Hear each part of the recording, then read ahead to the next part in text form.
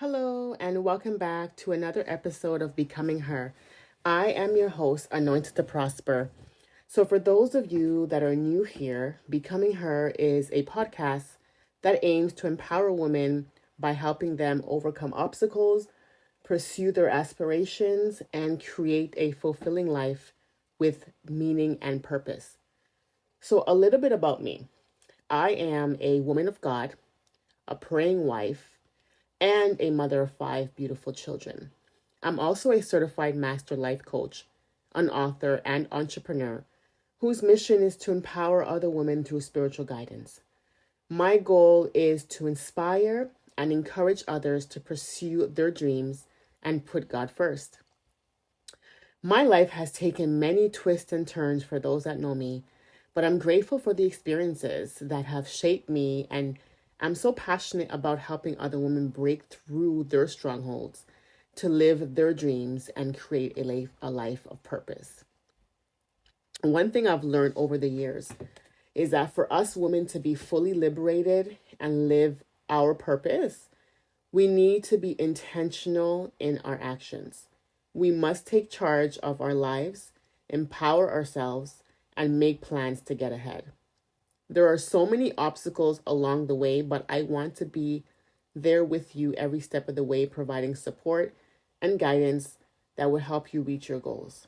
I want to motivate you to push through the difficulties because I know together we can achieve anything. I'm also passionate about good food, y'all. So while you're here, I'd love to share some of my favorite recipes with you as well. Cooking delicious meals is a great way to take a break from the stress of everyday life. We all have dreams, but sometimes it's really hard to take the first step. Well, that's what I'm here for, to help you work towards achieving those dreams and living out your purpose in life. I'm so excited to be here sharing my journey with you all, and I look forward to hearing all about your stories as well. So let's begin. Let's get empowered and let's make our dreams come true. So today I'm going to talk to you about how I've been able to manage my time to achieve success. I'm sure many of you out there can relate, whether you're trying to juggle work and home life, or maybe manage a business, raise children, or maintain a ministry, what have you. Time management is a challenge for all of us, but it is essential when it comes to getting things done and achieving success. When I was faced with a few new projects recently and requests, I knew that I had to come up with a plan that would help me find balance between these different commitments. So after much deliberation, I've and prayer, of course, I've decided to publish my podcast on every second Monday, which will help me allocate the right amount of time to each task that I have. This regular schedule will allow me to manage my time in a much more efficient way, and it keeps me organized and accountable too. This new scheduling system, I'm also making sure that I'm taking the necessary breaks in between tasks, as this helps me to stay focused and energized. By taking regular breaks, I can avoid burnouts and ensure that each task is completed to the best of my ability. I'm also setting aside time for self care and rest.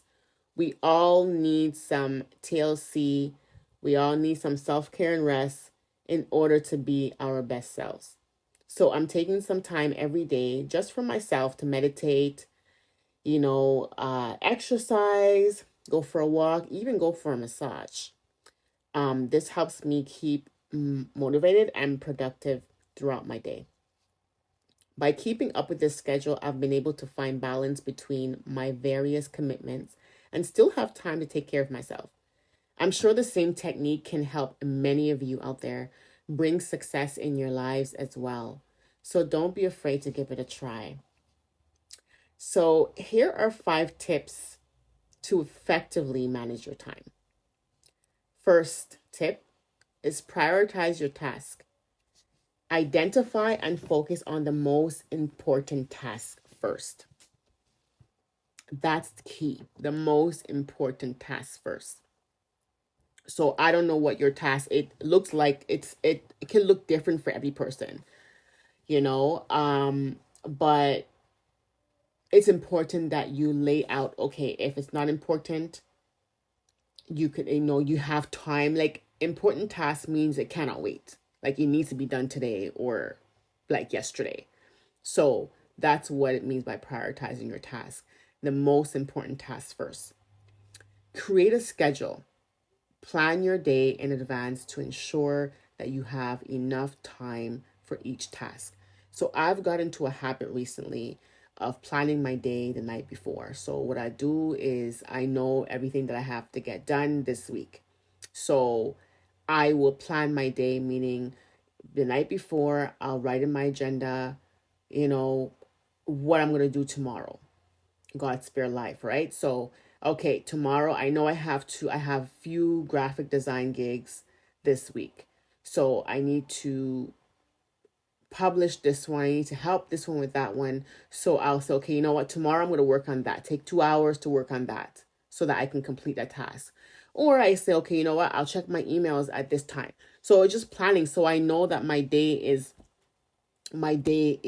accounted for, and there's no idleness for me, right? I don't have time to engage in other activities. My day is too full, booked and busy, as they say. I'm booked and busy. So create a schedule. Minimize distractions. Oh boy, this is a big one, especially for me. Like, being being that social media is my field of interest. I am a content creator, and I'm also a graphic designer. Um, Trust me, I'm always on my phone. If I'm not creating something for my business, I'm creating something for somebody else's business. So, I'm constantly, like, my business is literally on my phone or my computer, right? But because the phone is mobile, you're always with your phone. You always tend to go on your phone to check this. It's like your phone is like encyclopedia, right? You need to check something, you go there, Google this, Google YouTube there. So I'm always on my phone. So this was a big one for me. And I'm happy that I was able to overcome that challenge, because trust me, people that know me, I'm always on my phone. So this is why I add that as a third point. Minimize distraction. Avoid interruptions by turning off, not silence, turning off your notifications and setting aside specific times for email and social media. So to give you an example, on Saturday I was like, I had to do a whole full cleaning in my home, and I didn't want no distraction from my phone, because I know that's pretty much like my weakness, right? So I don't even know where my phone was, to be honest with you. I put my phone somewhere in the house. It was on airplane mode. So whoever was trying to reach me wasn't able to reach me. But those that know how to reach me, they know how to reach me. So my husband, I guess he didn't hear me, so he called my kid's phone to find me. I'm like, I'm home, babe. I'm just pretty much cleaning up, and I didn't want no distraction. So that's an example of how I minimize my distraction. I just did not even attend to my phone for the whole day. And then I set aside time in the evening to go over my messages, my notifications, who tried to message me and whatnot. So that's how I manage my distractions. Just a little summary on that. Um, I think we're at point number 4. Yeah, number 4. Take breaks. Regular breaks can help maintain focus and prevent burnout. So far, I think this is the second time I've mentioned burnout, because burnout is a serious thing. And you don't even realize it creeps up on you, because you feel like you have the strength to continue going, but your body is telling you need to stop. And sometimes you don't listen to your body. And then people go into depression, they go into burnout, and they can't even accomplish their goals. And this is how dreams end up not being fulfilled. You know what I'm saying? So yeah, that's totally, like, really important to take breaks. You deserve it, and you're worthy of breaks. Remember that. Learn to say no. Saying no to non-essential tasks can help you manage your time more effectively. Saying no, setting boundaries, that's key. listen, I'm busy today. I can't fulfill that task, or no, I can't go out with you today because I have things to do. I have to study or whatnot. Say no. Because if you continue to, okay, yes, I'm gonna do this, I'm gonna go out here, I'm just gonna hang out, just gonna hang out with my girls, like, you're not going to accomplish your goals, because then you're allowing, fun time to distract you. You know what I mean? Work hard, play later. That's my motto. So I also want to share different time management techniques. So some of the popular ones that I've learned is they include the Pomodoro technique, the Eisenhower matrix, time blocking, and the getting things done method. Each technique has its own unique approach to managing time effectively. But I'm going to only elaborate on two of them this episode. I'll be speaking on Eisenhower matrix and the Pareto principles. Just going to highlight and summarize what they're about, but I would need another episode to really go in depth on these time management techniques. So I'm just going to kind of like just really give you a highlight, overall overview on this, okay? So the Eisenhower matrix is a decision-making tool that helps individuals prioritize tasks based on their urgency and importance. So this technique is divided into 4 quadrants. So if you can just visualize a sheet of paper, and you separate in 4 quadrants, right? So a line down the middle, a line across, and you have 4 different quadrants. So in the first quadrant, it's going to be important and urgent. So in that quadrant, you're going to be putting tasks that require your immediate attention. Immediate attention. The second quadrant is for important but not urgent. So in that quadrant, you would put tasks that are important but do not really need to be completed immediately.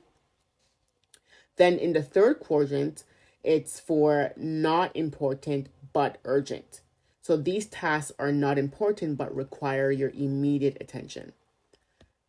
And then the fourth quadrant is not important and not urgent. So clearly this is just self-explanatory. These tasks are neither important or urgent and can definitely be done later or even delegated to someone else. So using this technique can help individuals manage their time more effectively by focusing on tasks that are important and urgent, and delegating or eliminating tasks that are not important or urgent. So the second technique that I want to speak on is the Pareto principle. So this principle is also known as the 80-20 rule. I don't know if you guys heard of that, but it's pretty a popular principle. 80-20 states that approximately 80% of effects come from 20% of causes. So what does this mean? This principle is named after an Italian economist, Vilfredo Pareto, who observed that 80% of Italy's wealth was owned by 20% of population. The Pareto principle has been applied in various fields, including business, economics, personal productivity, just to name a few. It suggests that focusing on the most important 20% can lead to significant results, while the remaining 80% may not be as crucial. So this principle can be used to prioritize your tasks, allocate resources effectively. However, it's important to note that the ratio of 80-20 may not always be exact and can vary depending on the situation. So, your situation is different from my situation. So just leaving that there. One of the most effective ways to improve your time management is to learn how to delegate and outsource your task. So here are some reasons why this can be helpful.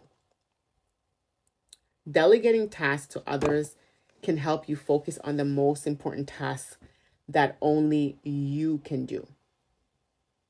Okay, I'm going to repeat that. Delegating tasks to others can help you focus on the most important task that only you can do. So, to give you an example, I have a VA that I use periodically to help me. That's who I would outsource my stuff to, my tasks to. So the things that only I can do, like my graphic designing or my content creation, I would do those things. But then I would go to my VA to help me either edit it or help me publish it. All depends, right? So it's important to focus on the things that you can do, and the things that that you can't do, ideally, that's not your favorite thing to do, is what you would give and outsource to someone else to do it. And that person may actually have the expertise to do those things. So it's not ideal to break your head to do things that you're not really comfortable doing. It's better to do things that you are comfortable doing, because then you're going to be doing it to the best of your ability. And it saves you much time. So outsourcing tasks to experts can save you time and money in the long run, as they can often complete tasks faster and more efficiently than you could on your own, which is what I mentioned earlier. So delegating and outsourcing can also help you avoid burnout. There you go. A third time I mentioned burnout in my episode, as you won't have to constantly juggle multiple tasks and responsibility. That's definitely dangerous. I've done it. I can say so myself. I've juggled so many things, and by God's grace, I have not fell into a burnout. But sometimes I feel like I was going to, because it's crazy. I was just doing so much, and I'm like, didn't know, like, manage your time is important, right? So as you learn, as you grow, and as you mature, you tend to do things differently, right? So this is where I'm at in my season. So to get started with delegation and outsourcing, consider the following steps. Make a list of tasks that you can delegate or outsource. So these might include tasks that are not in your area of expertise, tasks that are time consuming, or tasks that are simply not a good use of your time. Identify people or companies who could help you with these tasks. Like I said, I mentioned earlier, my VA. This might include a colleague, it might include a VA, employees, outsourcing companies, what have you. Communicate clearly with these individuals or companies about what you need and what your expectations are. Provide clear instructions and deadlines to ensure that the work is done to your satisfaction. So that's the thing. When you're outsourcing, you have to be verbal and you have to state exactly what you're expecting, because then once you do that, you don't have to worry about proofreading it or having to go over it again, to have it to your liking, right? Because you already set the expectation. So now they know what you're expecting. So it saves you time. But if you have to outsource a task to someone and it's not done to your expectation, to your satisfaction, then what does that mean? Then you're going to have to end up doing it yourself, and that's more time that you're wasting again, right? So you want to leverage every time that you can to really improve yourself and to elevate, right? In that particular area. So monitor your progress and provide feedback as needed. This will help ensure that the work is done correctly and on time. By learning to delegate and outsource effectively, you can become more productive, efficient, and focused on the tasks that matter the most. So there you have it. My overview on time management, why it's important. And listen, I mean, I'm open to hearing tips. If you have any other tips, or even if you have questions, please let me know in the comment section below. I hope that this has been helpful in understanding how time management can be used to achieve your success. So thank you for tuning in, and I'm wishing you all success in all of your endeavors. Until next time, take care.